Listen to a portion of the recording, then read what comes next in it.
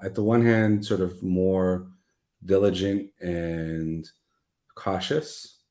And on the other hand, sort of there will be a lot of opportunities because of that sentiment.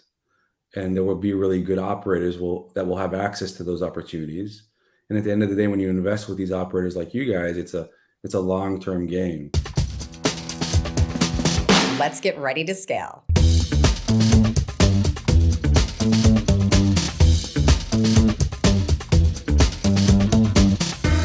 Hey guys, thanks for joining us for yet another episode. Today, I'm excited to bring to you Litan Yahav. Litan is joining us from Israel, and he is actually the CEO and co-founder of Vyzer, which is a startup company for investment tracking for passive investors. Prior to that, he was CEO and co-founder of Sagoma, which was acquired by R2Net back in 2018. And before that, he actually served as a naval officer with the Israel Defense Force, and then took those skills after his time in service and was a scaling and skipper instructor for about 4.5 years also. On top of all of that, Litan also has a law degree from Reichman University, and I'm very excited to have you here with us today, Litan. Thank you. Wow, that was an awesome intro, and I love the slides at the beginning. That was really cool. Good job on that. I'm happy to Oh, be well, thank you. Thank you. here. We try our best. And and we sold our last company in 2015. Oh, Um, sorry about that. All right, yeah, 2015. We'll be we sure to get stayed that on until updated. 20. Yeah, we stayed on until 2018, scaled it, and then at that point, me and my co-founder moved on. But we can talk about that. Yeah, actually, that leads me exactly to where I want to go. So I think it's incredible that you've been part of a successful startup company already. Now you have a second one. So, if you don't mind sharing with your listeners, what is your experience with real estate investing, and how did you come around to the idea of I need to start Vyzer? So there was not an idea to start. I mean, Vyzer did not start as sort of let's build a business. It was sort of we have a problem and we need to solve it. And in order to sort of understand that problem, I'll dive a little back to Sagoma, the previous company. Right, we sold that in 2015, and me and my co-founder at that point sort of encountered our first amount of money, and sort of all right, what do we do now? And just started to speak with friends of ours and friends of friends of ours. And the cool thing in Israel is that every second person here invests in real estate abroad passively. And so that created a situation where there are a lot of capital raisers, GPs, operators that do real estate in the US and in Europe and raise money from Israeli investors like us, and we know personally and we can trust. And so we just started to do that. And at the same point, also invested in some single family homes in the US, just, because we wanted to generate some passive income.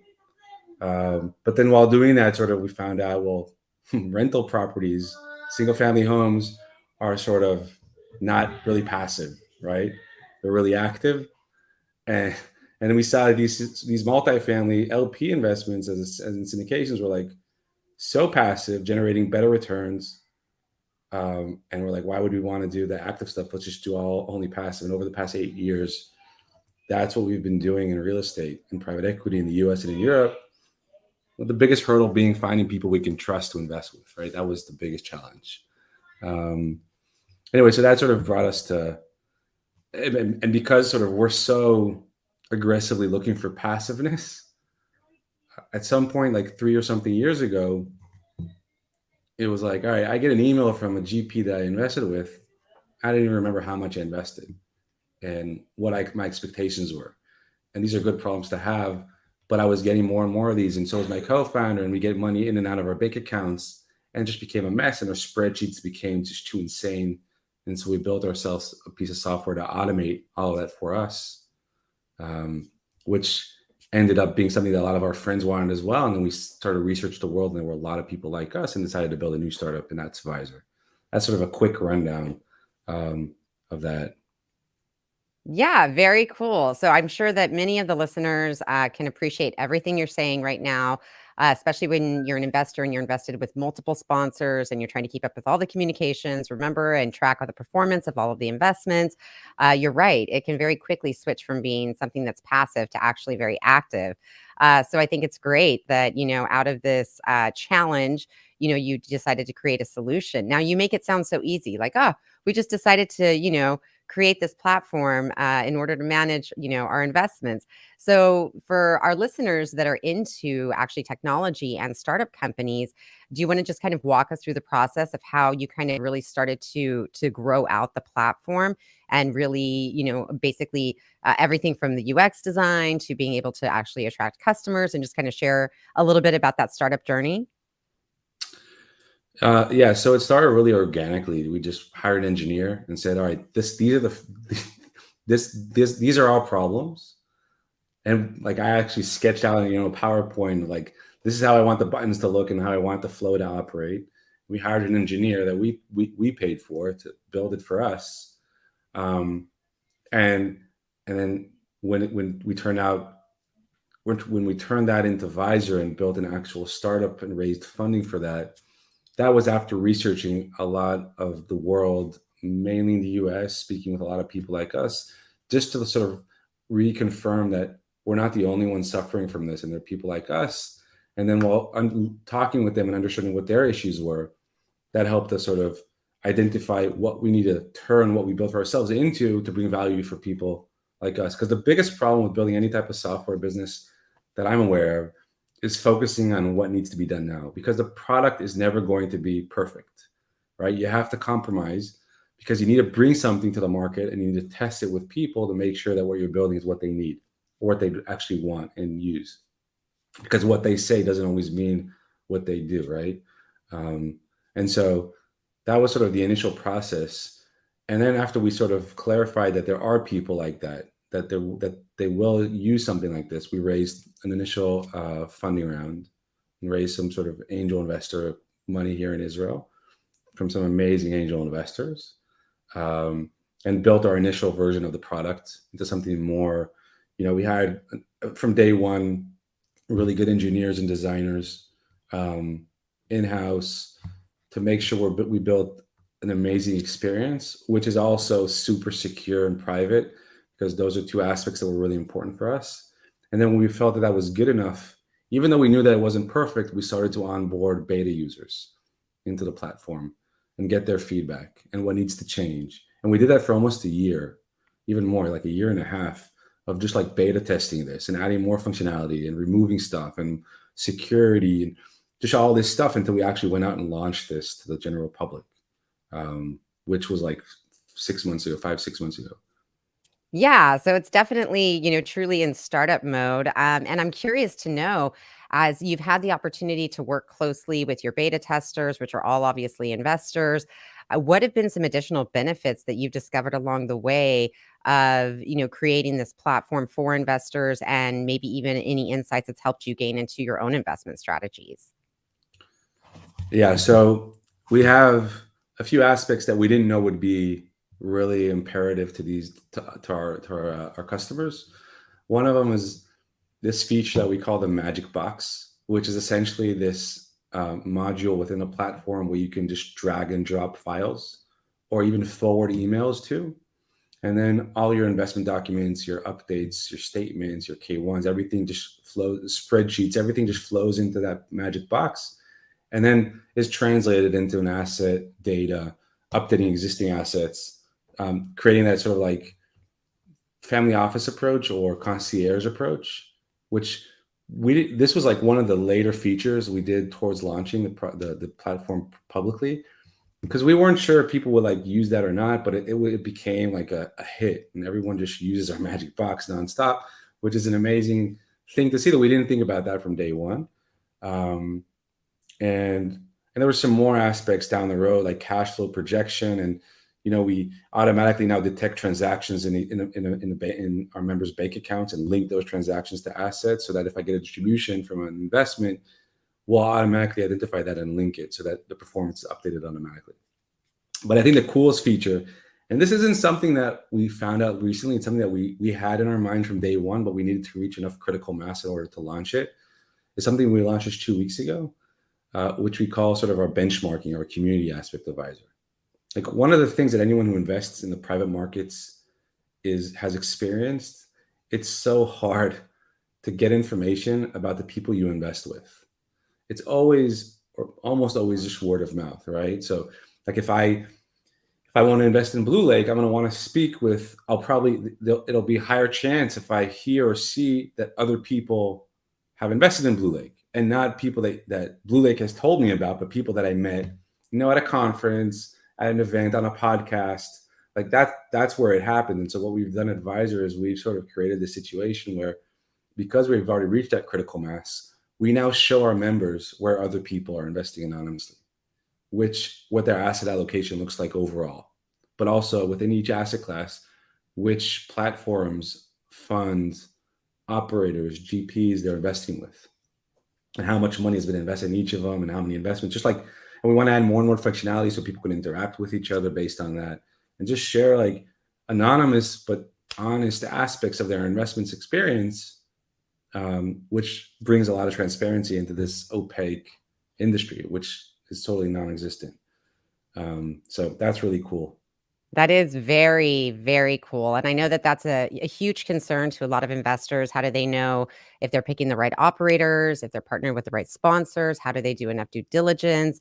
And it's definitely part of the role that technology plays in really changing the landscape of private equity. So I think that it's great that you are on the forefront of it. And I imagine that it's going to only continue to develop out that way even more, as we continue to become really more of a connected world. Now, I'm curious too, what were some of the issues or challenges that you ran into that surprised you? Well, things that surprised me, I don't know if this is a challenge or not, but many people at the beginning spoke about privacy being a big issue, security being a big issue, and that's sort of like the way we sort of started and hit the ground running with that. But then, sort of when we started to do these beta calls and conversations with customers, and we'd hop on these Zoom conversations with them, and they'd share their screen, and they'd go into levels of private information that we were blown away by. It's like too much, right? Like I'd be on a Zoom call with like one of these beta users, and they'd share their screen, and they'd open up their bank account, and then they'd open up their LastPass to log in. And I'd be like, wait, hold on. I don't want to see your information. I don't want to see your passwords. Stop. And that was sort of like it was mind blowing for us, and I have this feeling that the US is a little more keen to, I'd say, lowering the guard on privacy in order to achieve productivity, as opposed to the rest of the world. The rest of the world is like, they'll think twice before linking a bank account to an app. Whereas in the US, for good and for bad, they don't think about it. Like in the US, they don't think about it that much, right? If I can get value from that, I'll just connect it and I'll trust whoever I'm looking at. Maybe recently with the crash of all these banks and financial institutions, people are going to start to think about that twice. But that was really eye-opening for us to see that type of stuff. Some other like more complex stuff is that sort of like we've had, gathering the information is hard because many operators, GPs, don't email information. They email a login to sort of a portal, right? Which I understand. And that just creates more complexity in gathering the information.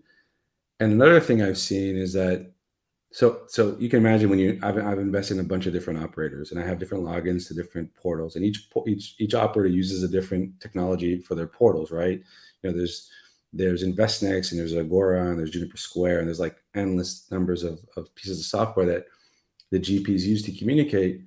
And I have to log into each of them to see my investments. That's also one of the reasons we built Vyzer. But when we approach these platforms, all of them are like, we do not want to help you create a more easy process to pull in information of the LPs that are invested with our GPs, because we just wanted to log into us. And that's sort of like a total conflict of interest in a sense, right? Because that'll never be the case. If I'm an LP, if I'm a good LP, I'll never put all my eggs in one basket. I'm going to diversify. And the chances that diversification is going to be with one platform is zero. There's no chance that's going to happen. And so it's good for me. That means people just can always need platforms like me to aggregate into one place and have that one source of truth. And that was also that's frustrating, not like the previous note. But anyway, we're always looking for ways to streamline the process and bring value. Actually, everything that you just said was interesting to me. So I'll start off with kind of the first point about privacy concerns, particularly in the U.S. It varies a lot person to person. Some people have much higher concerns about privacy, and others, just really do not. It's an interesting observation that you made. I would have to say that we certainly value productivity and ease of access and service. And so, if that simply means that we have to integrate our bank account into something very quickly, yeah, we are pretty likely in general, I would say, to do so. I think we're still cautious and want to believe that it's with a reputable, software or platform. But yeah, that's something interesting that you say. And then I guess the flip side of that is maybe we're more protective of our intellectual property, our IP property, right? And maybe that's where you've faced some resistance to having other platforms willing to integrate with Vyzer. So it is interesting, and I think it's fun that you're talking about some of the challenges, especially from a technology-based startup. That you have to face on the back end when you're trying to develop out those strategic partnerships and develop integrations, and it's definitely not always easy. So it's going to be fun to continue to watch your journey. Now, kind of switching over a little bit from Visor to just as a passive investor, I really appreciate the sentiment that you have as far as your interest in diversifying and the reality that you're not going to be logged into just one portal. Probably most likely if you're really diversifying across sponsors. Just out of curiosity, given everything that we have seen happen in the market lately, how are you feeling as an investor given the current economy? What are your thoughts on that? So it's complicated, right? At the one hand, sort of more diligent and cautious, and on the other hand, sort of there will be a lot of opportunities because of that sentiment, and there will be really good operators that will have access to those opportunities. And at the end of the day, when you invest with these operators like you guys, it's a long-term game, right? 5 to 7 years, usually, at least in the multifamily type stuff, some industrial as well. And so, like, when you look at how the world works, like it's a long-term game. Things go up. If you find good deals, they work. I think it's just really hard to find good deals as we move forward. One of the things that obviously has happened in the past 10 years is that there have been a lot of operators or GPs that have been super successful. Some of them probably won't in the next few years because they were used to really good markets, easier markets. And so I'm just a lot more diligent. And the second aspect is, like, it needs to make sense from a financial standpoint. When you have the ability to make zero risk returns well, again, this is like, I don't know if it's the right climate to talk about, like, deposits in banks at this point in terms of that zero risk return, because there is risk. Yeah. But like, I can tell, at least here in Israel, like, we get 6.5% yield on a dollar deposit. Wow. 6.5%. That's zero risk for us. And so any risk that you take with that cash needs to make sense, either from a tax perspective or from just a return standpoint. So Interesting. I can tell you in the US, we don't get that kind of yield. I know. We do No, not. no, I know you don't. Yeah. Yeah. I've heard US like 5%, 5.2% is the max I've heard of. And that's really rare as well. But Mhm. so to your point, I think there still are going to be great investments, great opportunities. It's just hard to find. Yeah, I couldn't agree with you more. I will say we haven't even actually rolled out with the announcement yet, but we do have a new deal that we're going to be rolling out very soon. That's an incredible opportunity, and I've been saying that for several weeks and months. That because of the challenges we're facing, we are also going to find some really great opportunities, but it's not going to be as easy as it has been. But there are still good deals out there, and I'm excited that we're going to be bringing one to our investors soon. So that's just a little teaser for our listeners right now. But Litan, I won't leave you listening to this portion for too much longer here. Instead, we can move over to something a little bit more fun. So before we kind of wrap up the episode, which actually I think has been very helpful, I think it's great for investors to know that there's other tools out there to help them maximize their success in their investments. Really do add another level of due diligence when they're researching sponsors. But for the fun stuff, we do have what we call the lightning round questions, which is 5 questions that I ask all of our guests. So are you ready? I am. All right, perfect. So when you're not, suddenly coming up with startup companies, what do you actually do for fun? What's a hobby? So I'm married. I have 3 little kids, and I love hanging out with my kids and traveling with them.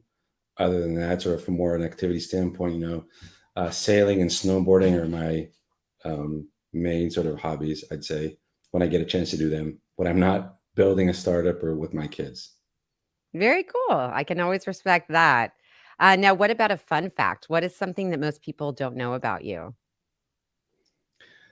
When I was a kid, I played the saxophone for 5 years. Nice. Do you ever Yeah, try to do it anymore? I didn't know. No, I don't even know where it is. I need to find it. Right? Or if you have that kind of lung capacity as we get older, right? Exactly. And COVID, probably. I got COVID 3 times. That probably didn't help Oh, either. oh no. Yeah. No, better to just kind of leave it in Exactly. the yesteryears, right? What about books? What book do you highly recommend investors need to read? Or is there something you're currently reading that you're excited to share about? So I tend to read a lot of books about business, specifically in my world. But one of the books I feel like is a key that anyone in any aspect of their life always needs to sort of expose themselves to, is around negotiation skills, because it's something we face all the time with our spouse, kids, businesses, vendors. Like, everyone is negotiating at the end of the day. And that book is called Never Split the Difference by Chris Voss. It's just an amazing book, that I listened to on Audible twice, like right after the first time, and it was really, really good. It's really important. Yeah, excellent book. I've also read it and I definitely recommend it also.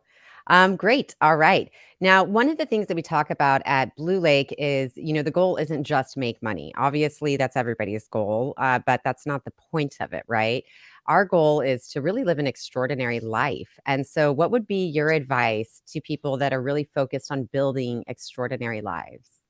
That is such an important point, because I'm in all these communities and groups of like high net worth individuals and stuff, and you get into this sort of rat race that is not no longer around sort of your career, but it's around money, right? You reach $1 million and you want to reach 10, and then you want to reach 100, and then you want to reach 1 billion, and then people forget the objective is not to generate more zeros; it's to generate more time.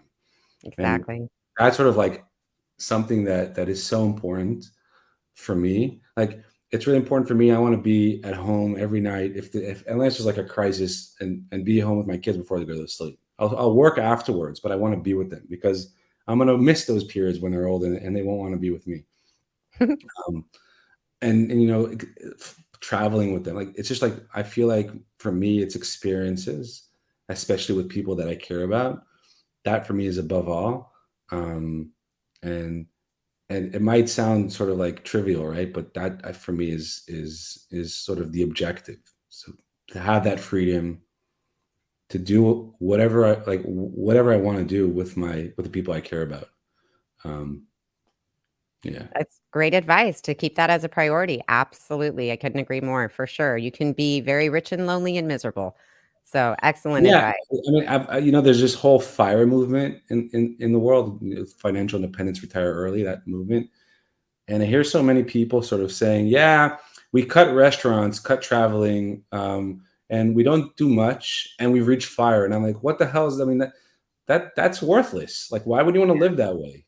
Um, so it's like, that's not the objective, is not sort of is to it's to be able to do the things you like to do, that you enjoy, that create those experiences, and find a way to reach that goal. But that's the goal. The goal isn't money. The goal is reaching that.